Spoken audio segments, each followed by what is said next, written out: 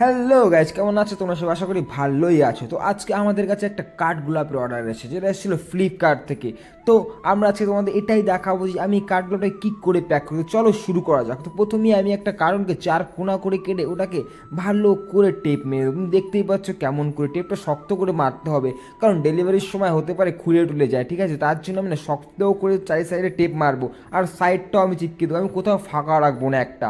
তুমি দেখতে তো আমাদের কাছে অর্ডার এসেছিলো একটা কাঠ গোলাপের অর্ডার। তুমি গোলাপটা দেখে নাও, সুন্দর গোলাপ না? তো এটা হচ্ছে একটা কাঠ গোলাপ। তো চলো গোলাপটাকে প্যাক করি। আর এই গোলাপটা যদি ঠিকঠাক করে যত্ন নেওয়া হয় তাহলে এটা 15 দিনের মধ্যেই গোলাপটা থেকে ফুল বের হতে শুরু করে। তো দেখতেই পাচ্ছ গোলাপটা গোড়াটা একটু মোটা ছিল, তার জন্য আমি ঠেসে ঠেসে ঢুকিয়ে দেবো। আর এতে এর কোনো ক্ষতি হবে না, কারণ এর গোড়ায় দেওয়া আছে ধানের চিটে, তার জন্য এতে কোনো ক্ষতি হবে না। তো দেখতেই পাচ্ছ আমি কত সুন্দরভাবে এটা প্যাক করছি। এবার আমি চার সাইডে ঢাকনাটা আটকে আমি ভালো করে টেপ মেরে দেবো।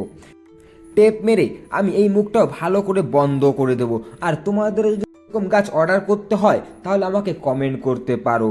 আর এরকম আরও ভিডিও দেখতে হলে আমাকে সাবস্ক্রাইব করে নিও, কারণ আমি আমার চ্যানেলে রোজ নতুন নতুন এরকম ভিডিও ছাড়তেই থাকি। তো দেখতেই পাচ্ছ আমি আমার গোলাপটা খুব সুন্দর করে প্যাক করেছি, আর তার সাথে আমি বিলটাও চিপকে দিলাম।